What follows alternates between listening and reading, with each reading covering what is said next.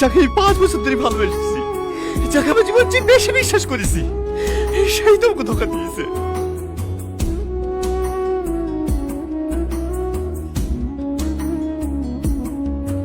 তোরা যা, আমি আসছি। বেশি লেট করিসনি, 10:30 বেজে গেছে। ক্লাস শুরু হওয়ার আগে আমি পৌঁছে যাবো। চলো, আমার জামা কাপড় সব ব্যাগে ভরে নিস। আর একবার ভালো করে ভেবে দেখো, তোমার আব্বা মা ভাই বোন সবাইকে ছেড়ে থাকতে পারবা তো? হ্যাঁ পারবো। তোমার জন্য আমি পুরো পৃথিবী ছাড়তে পারবো। তোমাকে ছেড়ে আমি অন্য কোনো ছেলের সাথে বিয়ে করতে পারবো না। তুমি যত তাড়াতাড়ি পারো আমাকে এখান থেকে নিয়ে চলো। ভীষণ ভয় লাগে জানো, মাঝপথে তুমি আমার হাত ছেড়ে দিয়ে চলে যাবো না তো? না, মরে গেলেও না, কথা দিলাম আমার শেষ নিঃশ্বাস পর্যন্ত আমি তোমারই থাকবো। সীমানো, আর সকাল থেকে জানটা ছটফট ছটফট করছিল তোকে দেখার লেগে। তুমি আমাকে ফোনটা লাগাতে বললে, ফোনটা লাগলো না। জানে বৌমাকে বলতে হয়ে গেছে দাদু বাড়ি থেকে বৌমাকে লিয়ে আয়গা। না না আব্বা, ও খেলে আসতে যাবো না। কেন এতদিন পর বাইরে থেকে বাড়ি আসলি, বৌমাকে আসতে হবে না? না, ও খেলে আসতে হবে না। খাবিনি? বাবু, বাবু, ছেলে তো মানুষ, ওকে 1000 বার করে বারণ করলু, প্রেম করে বি করিসনি বা প্রেম করে বি করিসনি, বি করে কেউ সুখী হয় না। আমার কথা শুনলো নাকি? এই সময় আবার মা ফোন করছে। হ্যালো, কোথায় আছে জানো না নাকি? স্কুলের রেজাল্ট দিতে এসেছি। কদিন যে রেজাল্ট দিতে? সেদিন কালি যে সেদিন পাইনি তো, শ্বশুর থেকে নিতে এসছে। দেশে বারংবার দিবা। আমি তোমাদেরকে বলিনি নাকি আমার ভাত খাবো না?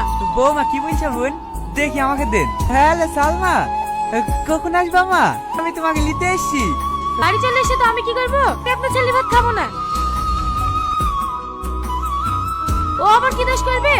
যে স্বামী বউয়ের সকালে পূরণ করতে পারে না, সে স্বামী আমার দরকার নেই। পাঠিয়ে দেবো, আপনার ছেলেকে সই করে দিতে বলবেন। আমি আর আপনার ছেলে ভাত খাবো না। আচ্ছা ছেড়ে দেন ভাই, মেয়ে যখন যেতে চাইছে না, আপনার ছেলেকে বলেন না ছাড়ছুট করে নিতে। ভালো মেয়ের সাথে বিয়ে ওই ভিখারি বাড়ি থেকে মেয়ে দেবে কি ডাক্কা? এই সাথে সালমা স্কুল থেকে আসলে বলে দিস ডিভোর্স পেপারটা পাঠিয়ে দিতে। আর কোন স্কুল মাস্টারের সাথে প্রেম করছে তার বাপ মাকে আসতে বল, অল্প দিনে বিটা দিয়ে দেবো। কি গো, একা আসছো যে? সালমা আসলো না? না, ও আর এই বাড়িতে কোনোদিনও আসবে না। আমরা নাকি গরিব, আমার ছেলে নাকি সকালে আর কিছু পূরণ করতে পারে না, তাই ওরা ডিভোর্স চাইছে। লে ফোন লাগা। হ্যালো, আমি প্রেগন্যান্ট।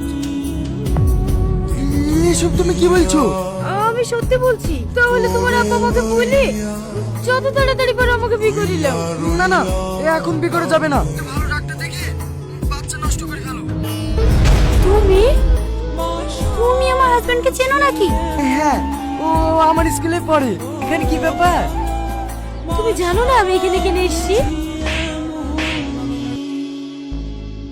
আমার সব শেষ হয়ে গেল রে। কাঁদিসনি, এখনো কিচ্ছু শেষ হয়নি। তুই তো এখনো ডিভোর্স পেপার পাঠাসনি। বলি বল, আমার বিশ্বাস ও তোকে ফিরে নেবে। আমার শ্বশুর শাশুড়ি আমাকে মেয়ের থেকে বেশি ভালোবাসতো। ছি, বাড়িতে কেউ আছেন? এই সময় আবার কে ডাকছে? হ্যাঁ বলেন। সালমাকে, সালমার নামে একটা পার্সেল আছে। সালমা, তোর নামে একটা পার্সেল আছে।